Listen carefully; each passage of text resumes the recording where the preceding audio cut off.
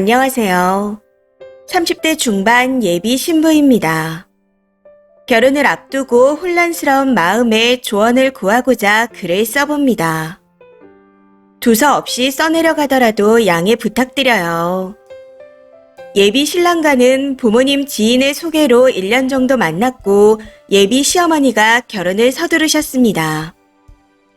신랑을 처음 만나고 온 날 엄마랑 이야기를 나누는 중에 어머님이 전화를 해오셨는데 언니, 딸 줘요. 우리 아들이 땡땡이가 너무 예쁘고 착하대. 언니 딸 우리 땡땡이한테 줘요. 응? 하고 말씀하셨어요.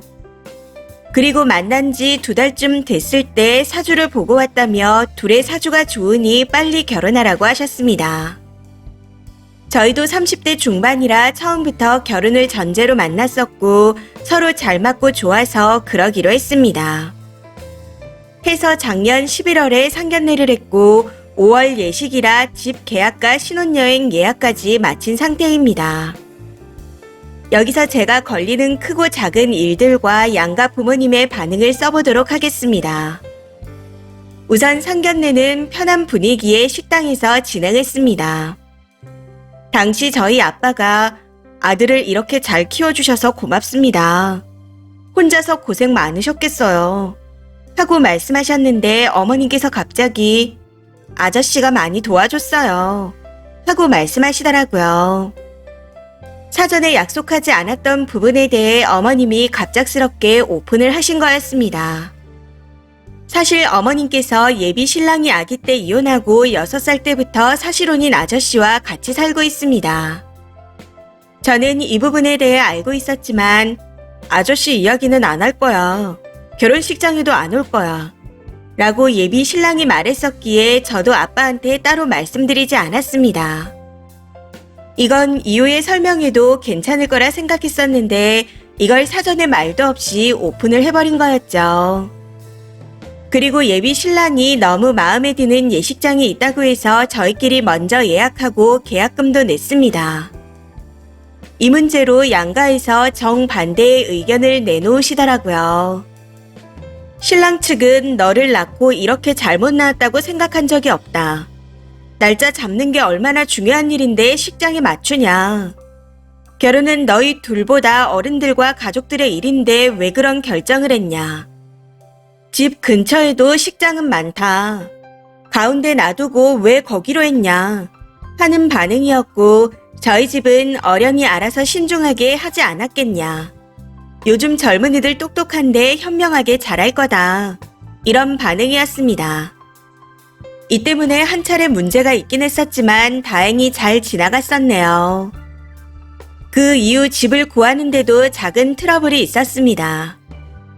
어머님이 소개해주신 중개사와 집을 보러 다니게 되었는데 저희가 보고 싶어하는 곳을 빼고는 모두 20, 30년 된 아파트였고 구조도 접근성도 좋지 않았습니다. 그런데 중개사님이 갑자기 지금 보는 집이 신랑 집 바로 앞이잖아요. 여기 살면서 그냥 지나가지 말고 어머님께 인사드리면서 다녀요. 참고하라고 알려주는 거예요. 아가씨는 며느리잖아요. 사실 아가씨 집 앞에 방향이 괜찮은 아파트가 있는데 거긴 아가씨 집이랑 너무 가까워서 목록에서 뺐어요. 라고 하더군요. 그러면서 이제 아기 낳고 살면 바쁘겠다. 아기는 언제 낳을 거예요? 하고 물어보시는데 나중에는 불편해서 그냥 허허 하고 웃기만 했습니다.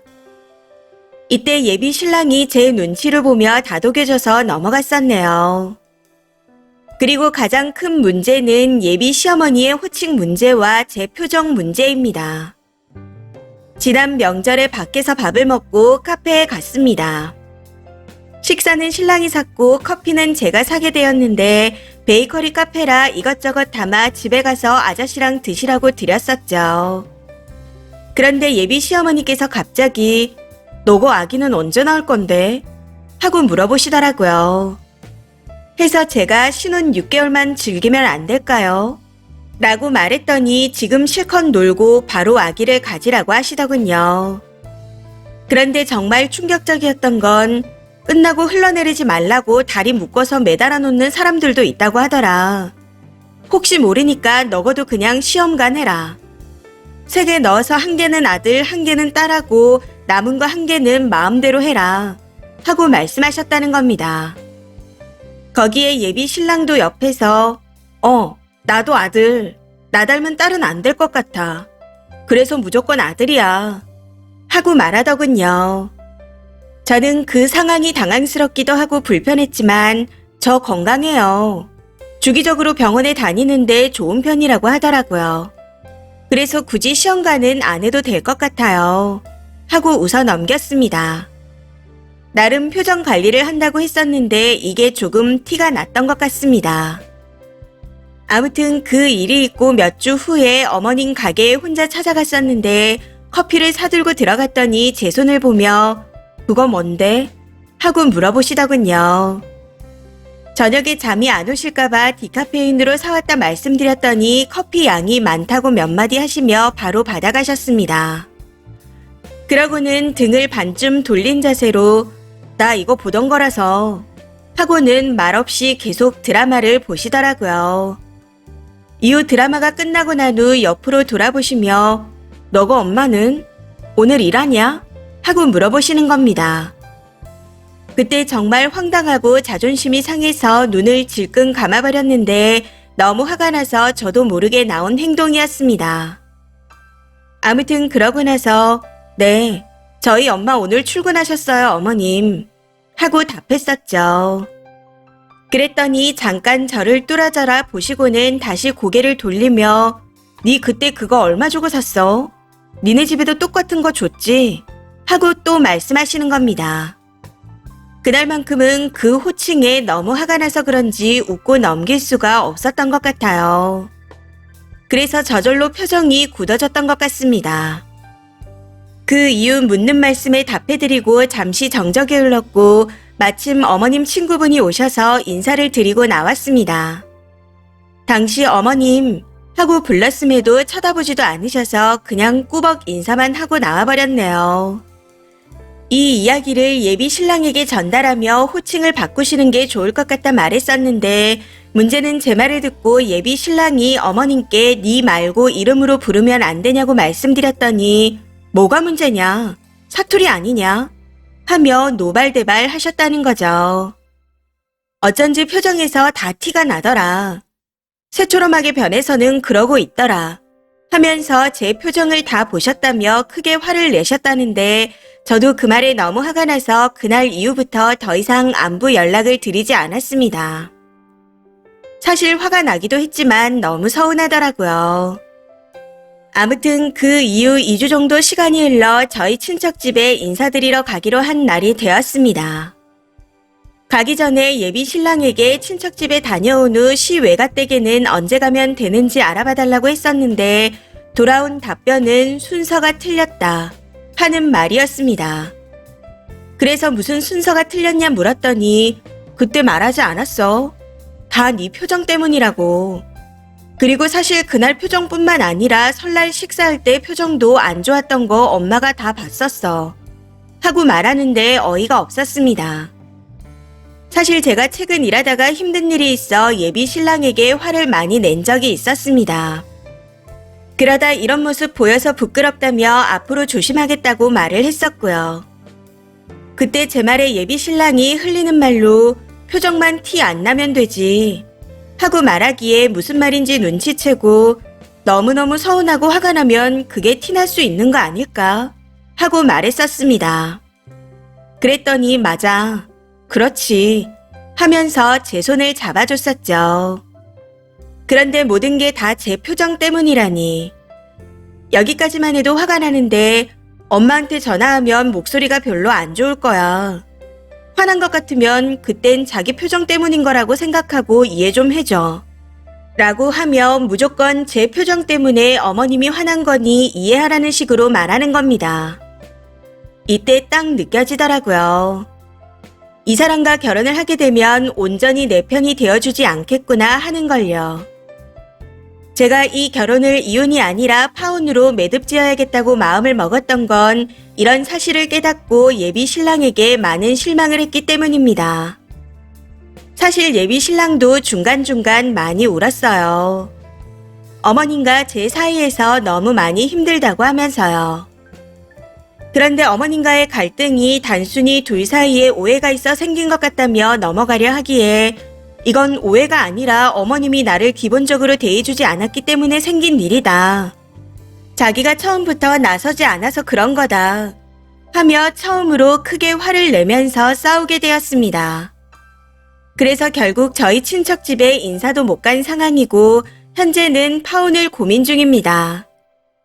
결혼하신 분들의 가감 없는 의견 부탁드립니다. 이런 상황에선 어떻게 해야 현명한 걸까요? 사실 어느 정도 파혼을 마음먹은 상태라 모든 걸 그만하고 놓아버리자 생각하고 있습니다. 그런데 이걸 막상 행동으로 옮기려고 하니 무서워지네요. 이혼보단 파혼이라고 여기서 그만두는 게 맞는 거겠죠. 댓글입니다. 첫 번째. 저기 남자도 어디 모자라 보이고 시엄마 될 사람은 뭔가 싸 보여요. 행동거지나 말이요. 지들이 행동과 말을 개떡같이 하면서 그걸 듣는 사람은 병신같이 욕을 처먹어도 실실 웃으라고 하는 거잖아요. 그냥 멍멍이만도 못한 취급을 받는 것 같은데요. 두 번째. 언니 딸 줘요 하는 멘트에서 저만 소름 돋나요? 순간 아기 동자라도 빙이 된 줄 알았네요. 예비 사돈 자리가 천만나무 저딴 소리를 하면 딸 자식 저기 보내기가 무서울 것 같은데 결혼이 진행된 게 신기할 뿐입니다. 세 번째. 끝나고 흐르지 말라고 다리 묶는 이야기는 도대체 뭐죠? 진짜 상스럽네요.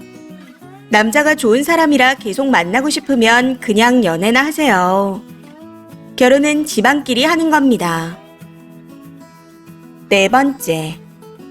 쓰니 표정 때문이 아니라 표정 덕분에 그 가정이 진상이라는 걸 알았으니 다행이에요. 절대 결혼하면 안 되는 남자고 예비 시모도 너무 경박합니다. 배움이 모자라서 무식한 건 그래도 괜찮은데 인성이 부족해서 경박한 건 굉장한 결함입니다. 엮이지 마시고 파혼하세요. 님 말씀처럼 이혼보단 파혼이 낫습니다. 다섯 번째. 니 너거 집은 사투리지만 사돈댁에 쓰는 말은 아닙니다. 그냥 예비 시모가 몹시 무식하네요. 거기다 애가 지는 걸 허락받는 모양새가 참 웃겨요. 파혼 타이밍이 저 위에 있었는데 올해도 끌었습니다. 어디 종놈 부부가 주인 어른한테 애가 지는 거 허락받는 것도 아니고 웃겨서 한참을 웃었네요. 여섯 번째. 시어머니도 너무 별론데 남자도 무조건 아들 이러는 거 보면 정 떨어질 듯 합니다. 딸 나오면 아주 모자가 쌍으로 겁나 구박하겠어요. 아직도 파혼 안 하고 뭐해요? 생각할 게 남아있어요. 그냥 하루빨리 손 털고 나오세요. 이번 사연은 여기까지입니다. 시청해주셔서 감사합니다.